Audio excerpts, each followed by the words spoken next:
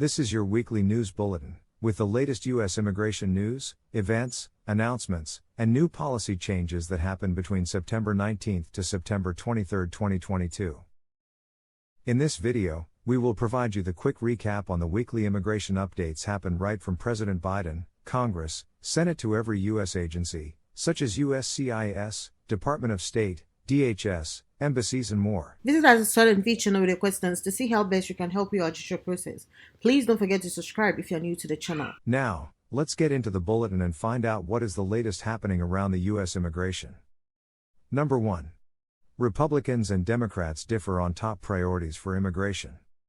Republicans and Democrats differ sharply over what America's immigration policy priorities should be, according to a new survey from the Pew Research Center. In the survey of 7,647 U.S. adults, 91% of Republicans said securing the U.S.-Mexico border should be a top priority, while fewer Democrats, 59%, said the same. Republicans also placed greater importance on deportations of people illegally in the country, 79%, with nearly half calling it very important. Fewer Democrats, 39%, view deportations as important, with only 12% calling it very important. The majority of Democrats, 80%, say creating a legal path to citizenship should be a top priority compared to just 37% of Republicans.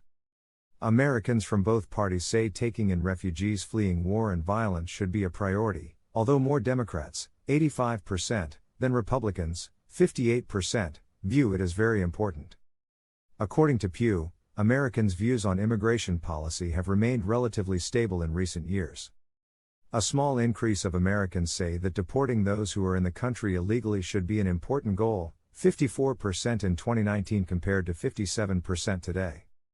A 10-point increase of Democrats say that increasing security at the U.S.-Mexico border is important, 59% today versus 49% in 2019. Number 2.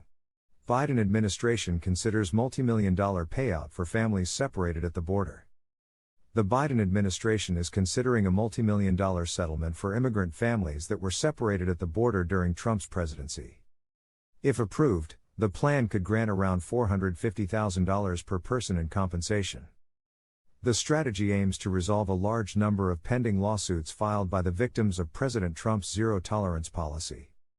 According to official government figures, about 3,900 children were separated from their parents at the U.S.-Mexico border in 2018, as part of the Trump administration's efforts to reduce border crossings. Under the zero-tolerance policy, border agents apprehended all migrants who crossed the border illegally, including asylum seekers. Many children were forcibly separated from their parents upon crossing and placed in child welfare centers while their parents awaited deportation hearings. At the time, government officials failed to properly track the separated families being broken up, with no system to match children to their parents. The policy faced domestic and international condemnation, and several hundred lawsuits were filed by the affected families. Many of the lawsuits allege children face dangerous living conditions and medical neglect while in the government's care. Heat exhaustion, malnutrition, and psychological trauma were reportedly common in the welfare centers where migrant children were held. Family reunification has been at the forefront of Biden's immigration policy approach since day one. Biden announced a family reunification task force during his first week in office, and the government has since reunited 52 families, with plans to reunite about 200 more. Some immigration advocates say rectifying the damage done by Trump's zero-tolerance policy must go beyond monetary compensation, and that affected families should also be provided a clear path to legal status. The families who have been reunited so far under the Biden administration were granted temporary humanitarian parole that allows them to remain in the U.S. for 3 years without fear of deportation, but does not offer a path to permanent legal status. Number 3. NVC releases Green Card Backlog Report for September. The National Visa Center released its monthly report on the current immigrant visa backlog. Overall, the backlog fell by a little more than 4,000 cases, which represents a 1% drop. Just over 32,000 interviews were scheduled in September, which is lower than August's number of scheduled interviews, which clocked in at 32,888 versus September's 32,175 interviews. Though this number is somewhat lower than August, it is still higher than the median number of interviews scheduled during the past 12 months, 28,447. The NVC reports that fewer applicants' cases were deemed to be documentarily complete in September, meaning that all the required forms and documents have been submitted to and accepted by the NVC and that the case is ready for an interview to be scheduled. The number of documentarily complete cases fell from 421,668 to 416,856 this month, making September the fourth month running that the number of cases ready to be scheduled for an interview fell. Number 4. Florida governor uses desperate people as props in Martha's Vineyard stunt. Last week, Florida Governor Ron DeSantis used more than $600,000 taxpayer dollars to trick nearly 50 migrants to board chartered flights from Texas to Martha's Vineyard, a remote island in southern Massachusetts. Since that time, reports have emerged that the state of Florida hired a woman named Perla to mislead the migrants by telling them that they would be dropped off at a shelter in Boston, and that there would be jobs and housing waiting for them when they arrived. The migrants were informed midair that they would actually be landing on Martha's Vineyard, a small vacation enclave off the coast of Massachusetts, 3 hours by bus and ferry from Boston. The 48 migrants flown to Florida were lawfully present in the U.S., after having been inspected and paroled into the country while they await their asylum hearings in immigration court. The majority of these 48 asylum seekers were Venezuelans fleeing the repressive government at home and the collapse of the nation's economy, healthcare system, and food resources.